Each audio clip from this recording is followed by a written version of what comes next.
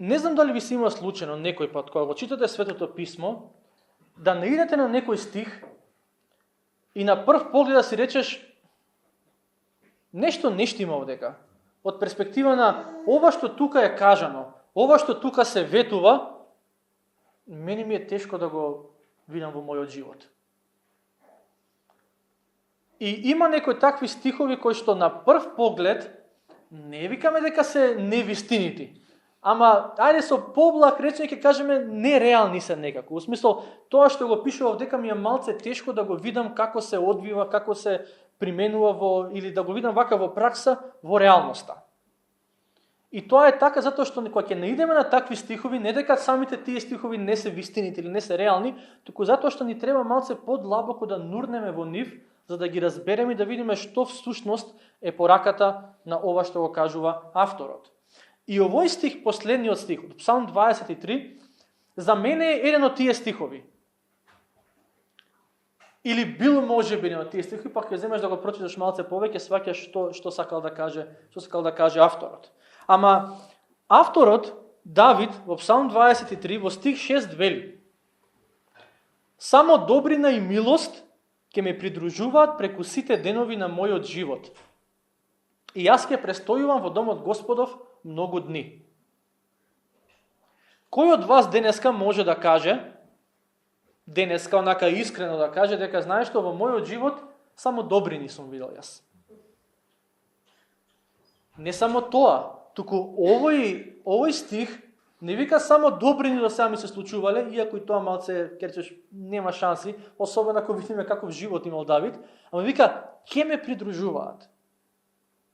Скоро сите стихови во Псалм 23 се однесуваат на сегашноста. Ме одмара, ме води, ја закрепнува душата моја, ме води по патот на праведноста, ти си со мене, твојот жезл, твојата палка ме успокојуваат, ама има два стихови, односно три изјави се всушност. Првата е која што се однесува на иднината. Првата е ништо нема да ми недостасува. Едно да кажеш Господ е мој пастир, сега ми е таман. Ништо не ми фали во животот. Иако ретки се тие луѓе што може тоа да го кажат, он вика, знаеш што? Додека сум тука на земјата, мене ништо нема да ми недостасува. Зошто? Бидејќи го следам Господ како свој пастир.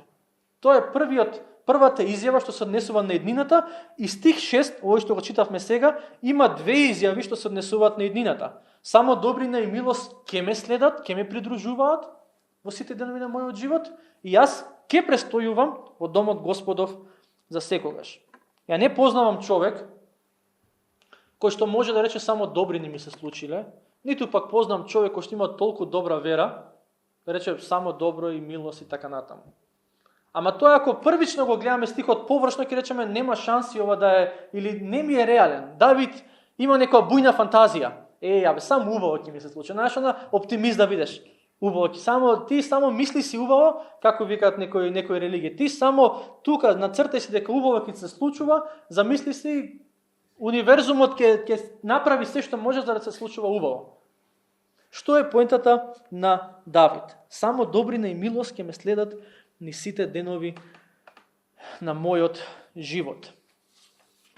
Да ве потсетам на контекстот, и ќе го прочитаме целиот псалм. И до сега 5 проповеди размислувавме за овој псалм, и оваа ќе биде последна и 6-та, и можеби сум досаден, ќе ризикувам да бидам досаден. Научите го напамет. Го кажам тоа цело време, научите го напамет. 6 строфи се. Ако можеме да учиме секуларни песни, ако можеме да учиме било што, можеме да го научиме и ова. Бидејќи ова ќе има голема полза за нас. И тоа не знаеме кога. Тоа што најмалку можеби очекуваме, Бог ќе го исползува тоа што сме го ставиле. Знаете, велиме ние дека Светиот Дух не подсетува на вистините кои што кога ќе дојде право време, Светиот Дух не подсетува на вистини, на Божите вистини кои ни се потребни во тој момент. Извини, ама ако верникот не посветува време да го чита Божиот збор, на што ќе те подсети Светиот Дух, така? Треба да некој да му даеш материјал на Духот, за да може да работи во твоето срце. И кога го учиме писмото напамет, ние му даваме материјал на Светиот Дух за да го постигне тоа што сака да го постигне во нас. Псалм 23. Господ е пастир мој и ништо нема да ми недостасува. Тој ме одмара на зелени пасишта и ме води на тихи води. Ја закрепнува душата моја, ме води по патот на правдата заради името свое. Кога би тргнал и по долината на смртната сенка, нема да се исплашам од злото, зашто ти си со мене, твојот жезол и твојата палка ме успокојуваат. Си приготвил пред мене трпеза пред очите на непријателите мои. Си ја помазал главата моја со миризливо масло и чашата моја се прелева. Само добрина и милост ќе ме придружуваат преку сите денови на мојот живот. И јас ќе престојувам во домот Господов многу дни. Очигледно е, го зборевме тој од самото читање на псалмот, дека станува збор за песна во која што Давид вели: Господ е мојот пастир, индиректно јас сум неговата овца. И еден проповедник, стар проповедник пред години и години има кажано вака: ако Господ е пастирот и ако јас и ти сме овците, има кажано добрината и милоста се неговите овчарски кучиња кои што ги пушта за да ги средуваат овците, да ги воведуваат во ред. Нема добар овчар и добар пастир без добро куче, кој што знае која е намерата на пастирот и кога ќе види дека некој овце има забегано, отворете на интернет, има некои кучиња кои се толку способни, да не кажам попаметни од луѓе се. Ама ако ќе го пушти пастирот кучето, има да ги собере овците, една нема да му побегне. И не знам дали Давид го имал тоа на ум кога кажал, кога напишал само добрина и милост ќе ме придружуваат на сите денови на мојот живот, а ми се допаѓа таа слика од животот на овцата, дека има Господ, неговата добрина, неговата милост постојано се тука за оние кои што го следат и оние кои што викаат: јас сум неговата овца, јас го следам неговиот пат, јас го слушам неговиот глас и го следам неговиот пат. И сето ова звучи доста, ајде би рекол, доста пријатно. Човек да може да каже само добрина и милост, бидејќи јас го следам Господа, бидејќи Господ е мојот пастир, јас знам дека во мојот живот, сигурен сум, уверен сум дека во мојот живот ќе ме следат само Господовата добрина и Господовата милост. Ама прашањето е денеска, колку мина од нас можат онака искрено да речат: стварно е така. Стварно е така. Не до сега, туку и од сега натаму. Јас не знам што носи не следниот ден, следната минута не знам што носи. Не знам што носи следниот месец. Не знам што носи следната година. Ама едно знам.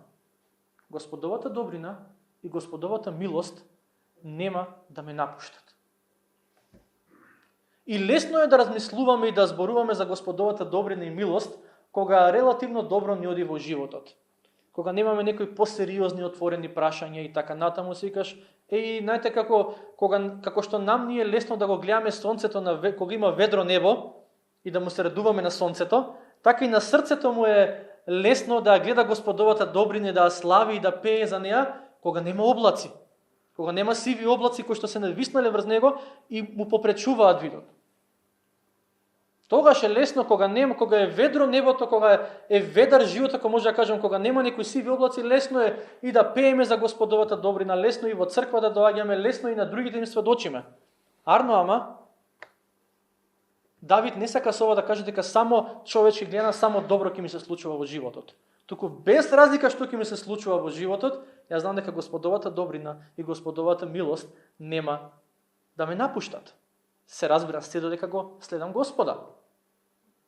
Ама кога ќе дојде момент на семејна криза, кога ќе дојде момент на финансиите се кнап, кога ќе дојде момент на диагноза, кога ќе дојде момент на притисок на работното место, кога ќе дојде момент на забиен нож во грб, тука малце ни е потешко да ја согледаме. Не викам дека не можеме, ама малку е потешко како некои облаци да се навивнуваат на нас и да, знаеш дека има сонце, ама знаете во зимо, кога ако не се качиш на водно, не можеш да го видиш сонцето, бидејќи е загадено, ти гледаш таму нешто свети како една замаглена сијалица, ама си кажеш, таму е сонцето, не дека не. Малце е потешко да го видиш. И во такви ситуации верата на верникот треба да се качи на водно, условно кажано. Да се подигне малци и да рече: самиот факт што има облаци, не значи дека Господовата добрина ме напушти. Не значи дека Господовата милост ме напушти. Да, можеби ми е тешко да ги согледам моментално, бидејќи боли, бидејќи страдам, бидејќи моите соништа се не испаднаа така што очекував, ама Господовата добрина е се уште тука. Знаете кој искушението некој пат со вакви стихови? Да си помислиме дека ова се однесува на другите. Господовата добрина и милост, да, ама тој што седи два реда пред мене, бидејќи како што го гледам вака животот, добро му иде. Добро си го има наредено животот. Ама не за мене. Не викам дека така размислувам, ама искушението ќе биде така да размислуваме. Знаете, во Псалм 73, еден од псалмите кој што на прв поглед изгледа како многу богохулнички псалм, ама и искрен псалм на Асав, скоро низ целиот псалм Асав има една теза. На безбожниците им е подобро отколку на верниците. Како може така тоа во Библија го пишува? Да, во Библија го пишува тоа. Не завршува така псалмот, завршува на понеков начин. Ама, вика Господе, јас чувствувам дека овие што не веруваат, овие што не се плашат, ве подобро им оди. Тоа Господовата добрина и милост може за нив да важи, ама не за мене. Овие нити веруваат, нити се плашат, ни ништо, и добро им оди, и децата им се добри, и здравјето им е добро, и финансиите им се добри, се. Јас и ти верувам, и ти одам во црква, и така натаму, и ти сум ти посветени. Не е тоа. Или ова се однесува на моите пријатели. Ама не на мене. Тоа е искушението во кое што некој пат можеме да се најдеме.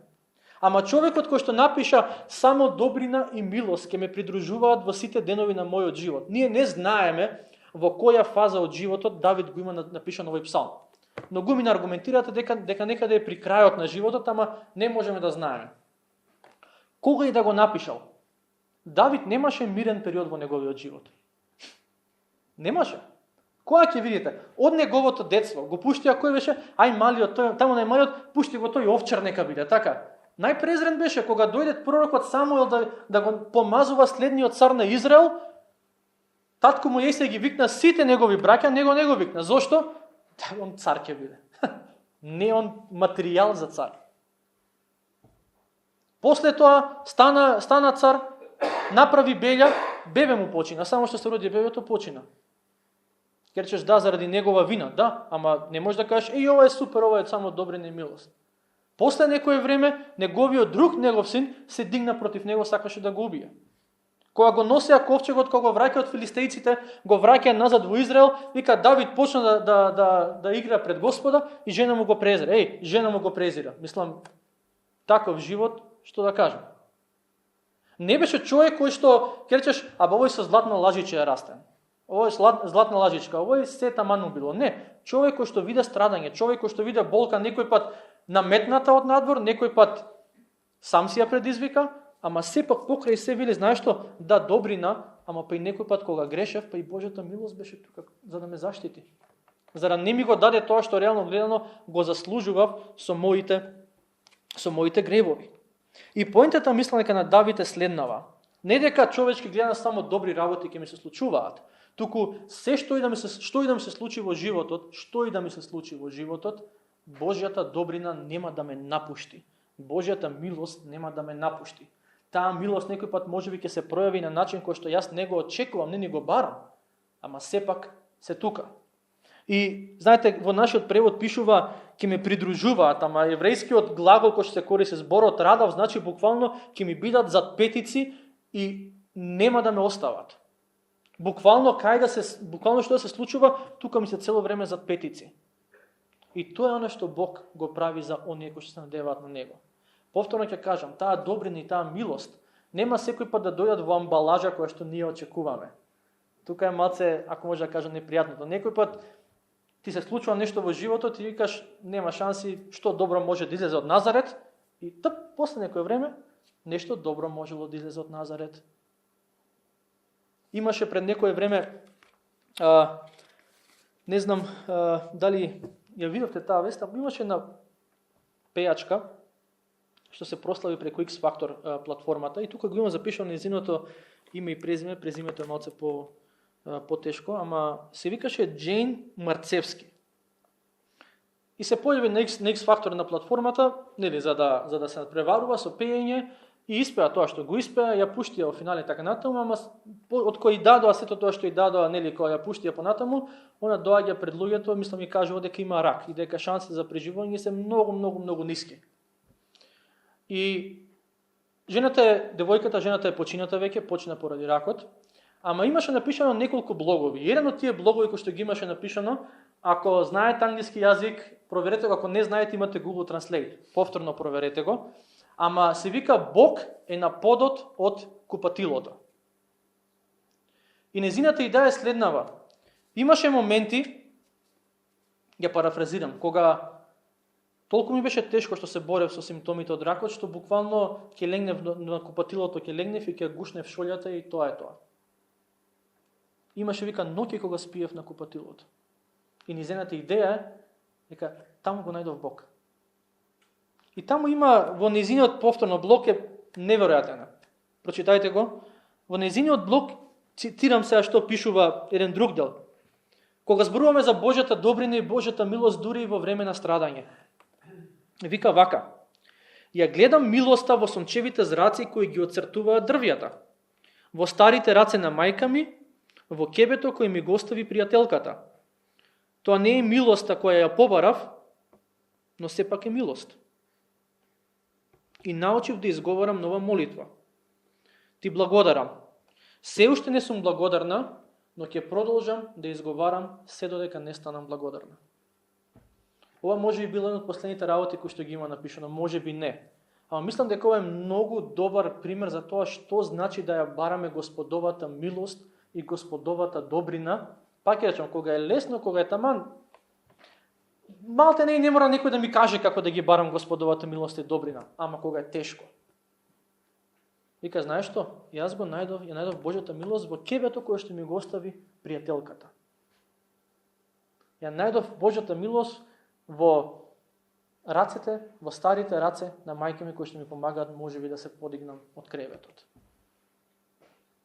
Ако сме отворени да ја бараме Господовата милост, да ја бараме Господовата добрина, јас верувам дека Бог има начин како да ни објави. Можеби не секој пат ќе биде у моментот, ама само да речеме Господе, да, можеби ситуацијава тешка, можеби ми изгледа безнадежна, што и да е. Ти покажи ми ја твојата добрина и твојата милост во оваа ситуација. Во оваа ситуација, не викам дека не можеме, доволно е да погледнеме на крстот на Голгота и нам не е јасно дека Бог е добар и милостив. Бидејќи на крстот на Голгота Бог е добар затоа што ни го даде тоа што не го заслужуваме, а тоа е спасението, и е милостив затоа што не ни го даде тоа што го заслужуваме со нашите гревови, а тоа е судот. И кога на верникот му е тешко можеби да согледа Божјата добрина и милост во оваа конкретна ситуација, погледни на Голгота. Ако таму не ја согледаш, ако таму не ја видиш, ја ти гарантирам никаде нема да ја видиш. Бидејќи таму е покажана Божјата добрина и Божјата милост, ако може да кажам во некоја најјасна, најсовршена форма. Бог го даде неговиот син за тебе. Бог го даде најмилото за тебе. За ти да имаш вечен живот. Кога е тешко, кога ни е тешко да согледаме неговата добрина и милост, повторно ќе кажам, поред некои сиви облаци во нашите животи, мора постојано се подсетуваме, ако сакаме да останеме во верата, дека злото не е мојата единствена реалност. Злото не е мојата единствена реалност. И Бог е мојата реалност. И ќе речеш, да, го знам јас тоа. Подсетувај се. Подсетувај се, благословувај го душа моја Господа и не заборавај ги неговите добрини. Не заборавај дека е тука со тебе. Како нема да забориш? Кога ти се подсетиш. Како другиот од тебе нема да заборави? Кога ти ќе го подсетиш. Зошто ни е дарена нас заедницата, црквата? Ако сме можеле сите ние да се бидеме верници поединци, Бог немало да даде еклесија, црква, собрание на повиканите. Ке речел сите по дома ќе се седите, ќе се читате Библија и таман сте. Не, тука е црквата, собранието на повиканите. Луѓе кои што кога ќе подзаборавиш, ќе речат дај да те вратам назад. Не заборавај. Не викам дека ова секи ти реши во моментот, ама те молам не ја заборавај оваа вистина. Пред 2 недели размислувавме во контекст на трагедијата во Кочани. Размислувавме за книгата Плачот на Еремија. И како Еремија во таа книга, самата книга кажува дека не е баш некоја весела, Еремија во таа книга гледа огромна трагедија и огромна катастрофа и неволја околу себе. Значи, пак ќе речам, Кочани голема трагедија. И верам дека се уште боли, особено за тие родители кои што изгубија деца и роднини, ќе боли, ја би рекол, до крај на живот. Ова беше во многу поголеми размери во тоа време во Ерусалим. Еремија буквално одеше низ Ерусалим и гледаше срушен град, гледаше срушен храм, Божиот храм беше срушен и околу себе гледаше мртви тела и гладни луѓе. Не му беше лесно да го гледа тоа. Ама некаде во средина на таа книга, во 3 глава 23 стих вика дека Господовата милост се обновува секое утро. Во 3 глава 25 стих вика добар е Господ кон оние кои се надеваат на Него. Во тој хаос, во таа трагедија, во сето тоа што го виде мртви тела, гладни луѓе, гладни бебиња, дори оде таму сликовите опишува дека мајките си ги убиваат бебињата за да ги јадат, отшто немале што да јадат. И Еремија не вика, еј, супер, мајката си губи бебето. Не, туку вика, во сето ова да не забораваме дека Господ е милостив. Вика, да беше Господ праведен кон нас, сите ги изгиневме. Ама ни дава шанса. Господ е добар кон оние кои се надеваат на Него, вели, во 3 глава 25 стих. И ова е само мој личен став, не викам дека е така. Ама јас не верувам дека кога Еремија прв пат го виде Ерусалим, првата негова реакција беше, Господ е милостив. Господ е добар. Не, тоа доаѓа на средина од книгата. Прво плаче, се жали, оплакува пред Господа и на некој начин се подсетува. Вика, еве што и даде надеж на душата моја. И продолжува со сите овие стихови. Еве што и дава надеж на душата моја, кога пати, кога страда, кога е обесхрабрена, кога е слаба, кога е разочарана. Господ е милостив. Неговата милост се обновува секој утро. Неговата добрина е за оние кои што се надеваат на Него. Ова не значи кога доам од црква секој пат јас треба да бидам со осмех на лицето. Ама значи дека без разлика на се, јас ќе ја барам Господовата добрина и милост во секоја ситуација од животот, во секоја околност од животот. Јас верувам дека ако ја бараме, дека Бог ќе ни даде начин како да ги согледаме. Што вели девојката што претходно ја цитирав, ќе ја согледам во кебето кој што некој ми го остава. Ќе ја согледам неговата милост во разговорот кој што некој ќе ми го направи и кој што ќе речам малце ми е подобро заради тој разговор. Што е тоа? Господова милост.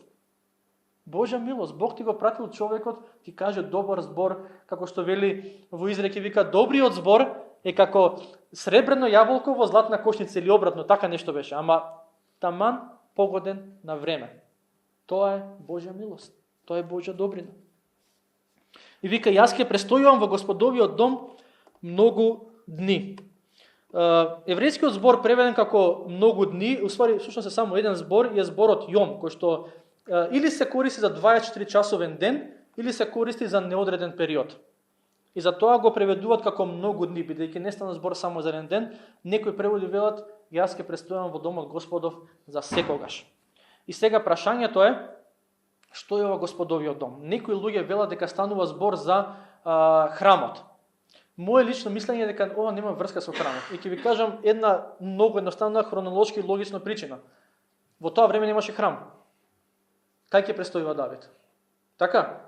Тоа е една работа. Втора работа е, царевите не живееа во храмот, никој не живееше во храмот. Она што Давид го вели овдека според мене е станува збор не за дом како дом, туку поише како Божјото присуство. И јас ќе престојувам во Божјото присуство за секогаш. По-конкретно мислам дека станува збор за вечноста.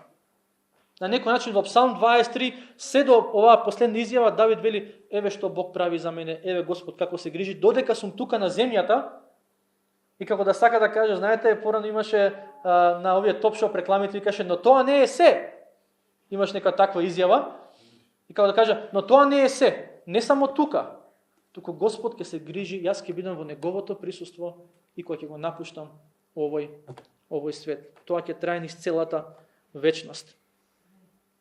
И зошто Давид имаше оваа сигурност, оваа смелост да каже, знаеш што, јас кога заминувам од овој свет, јас знам кај одам. Нема некој мене што да ми каже овака или онака или да се мислам. Причината за тој негов став не е дека Давид беше морално совршен човек. Мислам си го знаеме, не беше добар човек беше, претпоставам ќе бил добар пријател да го имавме денеска, ама не беше цвеќе за мирисање во секоја ситуација од животот. Немаше некое совршено морално резиме и кажеш, ако треба некој да иде во рајот, овој прв треба да оди таму. Може ќе кажеш така за родител, мајка, татко, ама за Давид нема да кажеш сигурно. Причината зошто Давид беше сигурен дека кога ќе го напушти овој свет, иде при Господа во неговото присуство, е Господовата што? Добрина и милост.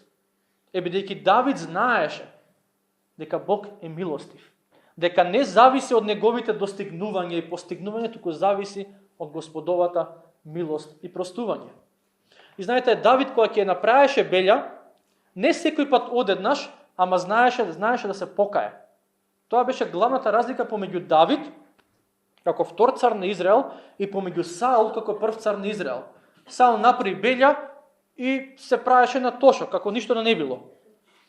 Ама Давид, кога ќе сгрешеше, некој пат му требаше време, Натан требаше да дојде да го соочи со гревот. Ама доаѓаше и се каеше пред Господа. И Господ рече дека, уште пред да биде Давид цар, Господ рече, јас си најдов човек според своето срце. И тој човек беше Давид. И некои луѓе аргументираат дека причината зошто Давид беше човек според Господовото срце е тоа што знаеш дека Господовото срце простува и е милостиво. Знаеш дека Господовото срце не бара совршеност, бидејќи никак тука нема да ја најде. Ако Господ бара совршеност, само кај себе ќе ја најде. Ама Давид знаеше да дојде кај Бога и да се покае за неговите гревови. И од денешна перспектива, ние велиме, секој текст кој што го читаме во Библијата, сакаме да видиме каква примена има за нас денес. Христијанинот може да има истата оваа сигурност. Сигурност за овој живот, Псалм 23 од 1 до половината на 6 стих, дека Господ ќе ги прави сите овие работи за мене ако го следам, ама јас можам да бидам сигурен дека кога Бог ќе одлучи да го напуштам овој свет, јас знам каде одам. Не затоа што ќе речам, ја колку бев подобар од другите, што се сум правил. Не, туку заради Господовата милост и добрина. Во послание до Римјаните, глава 8 стих 1, апостолот Павле вели, нема осуда за оние што се во Христос. Со други зборови, ќе застанеш ти пред Бога еден ден, ако си во Христос, ама застануваш за вечен живот, не застануваш за не знам, ќе ме примили, нема да ме прими, како ќе биде, па знаеш дека пред 15 години тој гревот што го направив, едва јас сам себе си простив, па Господ кој знае дали ми простил и така натаму. Не, заради Господовата милост, ние можеме да бидеме и сме спасени, они кои што се во Христос. Од сега можам да знам. Не да се мислам, ќе видиме таму еден ден. Ако ќе видиме еден ден, тешко мене. Не, јас ќе престојувам во домот Господов, јас ќе пребивам во Господовото присуство низ многу дни. Вечното почивалиште на верникот. Вечното почивалиште на верникот не е 2 метри под земја. Вечното почивалиште на оној кој е во Христос е кај Христос. И јас ќе престојувам во домот Господов многу дни. Не бидејќи верникот е совршен, туку бидејќи практикува покајничка вера. Тоа е тоа што Бог го очекува од нас. Покајничка вера. И ако ја практикуваме, можеме да бидеме сигурни дека Бог ќе не прибере во неговото присуство. Зошто да бидеме сигурни? Поради нашите дела? Не, поради Божјото ветување кое е дадено во Божјиот збор. Спасението се дава по благодат, вели апостолот Павле. Римјаните 6 глава 23 стих.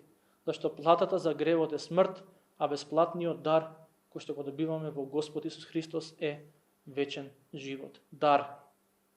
Работи колку сакаш за него, труди се колку сакаш, нема ти биде дадено, се додека не речеш јас не го заслужувам и го очекувам без пари.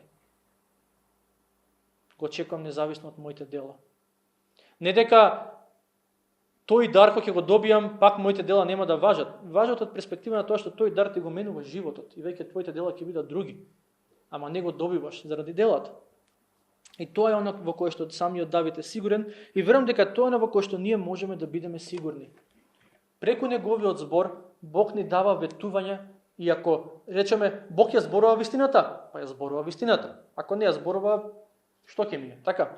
Ако Бог ја зборува вистината и рекол дека уште од тука можеме да бидеме сигурни во вечниот живот за оние кои се во Христа, јас немам потреба да се мислам дали ќе биде тоа или нема да биде тоа еден ден. Зошто бидејќи зависи од оној кој што зборува вистината. А мое само да го верувам и да го живеам тоа што го верувам. И со тоа доаѓаме до крај на Псалм 20:23. Старо парче поезија, античка поезија, ако може да кажеме, но Бог речиси 3000 години наназад го ползува за да ги охрабри оние кои што се надеваат на него. Да, напишан е пред илјадници години, напишан е во друга култура, напишан е на друг јазик овој псалм. Ама Божјото слово не е ограничено од културата, во која култура е напишано, на кој јазик или што и да е. Божјиот збор е жив и активен и денеска. И сите овие благослови за кои што читаме во Псалм 23 се условени од 4 зборови. Господ е пастир мој. Ги нема овие 4 зборови, заборави на се овдека. Може тук таму ќе ти биде нешто добро арно во животот, ама ова како тоа доброто, како Господ како извор на доброто ти рече да ти си мој. Јас ќе се грижам како за свој, како некој што ми припаѓа мене, дел од моето стадо. Не. Се додека не кажеме Господ е пастир мој. Неговиот глас го слушам, неговиот глас го препознавам, неговиот глас го следам. Добро сите ќе добијат во животот, за тоа да бидеме јасно. Верник, неверник, вика Господ Исус Христос, и сонцето грее и над лошите и над добрите. Значи, за Господ да биде добар према тебе, не мора да си верник. Колку и да е ова изјава, може би на прв поглед звучи богохулничка, ама да, Господ е добар кон сите луѓе. Ама ако сакаш добрина во оваа форма, како што овдека запишана, Господ е пастир мој. Без тоа, можеме да заборавиме на ова. Ама, зошто да заборавиме кога ни е достапно? Само треба да го следиме него. И тогаш ќе може да кажеме, Господ е пастир мој, ништо нема да ми недостасува. Тој ме одмора на зелени пасишта и ме води крај тихи води. Ја закрепнува душата моја и ме води по патот на правдата заради името свое. Кога би тргнал низ долината на смртната сенка, нема да се плашам од злото, зашто ти си со мене, твојот жезл и твојата палка ме успокојуваат. Си приготвил пред мене трпеза, пред очите на непријателите мои, си ја помазал главата моја со масло и чашата моја се прелева. Само добрина и милост ќе ме следат, ќе ме придружуваат во сите денови на мојот живот и јас ќе престојувам во домот Господа за секогаш. Ова е Божјата волја за твојот и за мојот живот. Ама знаете дека има и алтернативна верзија на Псалм 23? Не е запишана во Светото писмо. И гласи вака: Јас сум си својот пастир и постојано нешто ми недостасува. Барам одмор, ама никако да го најдам. Сакам спокој, ама не го добивам. На различни места се обидувам да најдам закрепнување и во животот тргнувам по патишта кои ми се непознати и водат кон грев. Кога се соочувам со неволја во животот, паничам и прибегнувам кон пороци, бидејќи се чувствувам осамено и не наоѓам утеха во себе. Кога се соочувам со непријателите, морам сам да се борам бидејќи нема кој да застане да ме одбрани. И тој псалм завршува со следниве зборови: Само главоболки и малери ќе ме следат во сите денови на мојот живот и вечноста не знам каде ќе ја поминам. Овие се двата животни пата кои што Бог ги представува пред нас. И ти вика, ти избери. Знаете, во Стариот Завет, кога Бог ги изведе израелците од Египет, ги однесе таа позната планина и им рече: денеска пред вас ставам благослов и живот или ставам проклетство и смрт. И вие денеска треба да одберете кој пат ќе го следите.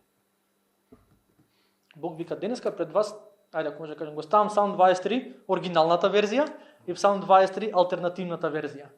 Верзија од AliExpress, ако може да кажеме. Кој Псалм 23 ќе биде твојата реалност? Кој Псалм 23 ќе биде твојата реалност? Кој ќе биде мојата реалност? Секој од нас мислам дека добро се запраша да се даде одговор на тоа прашање.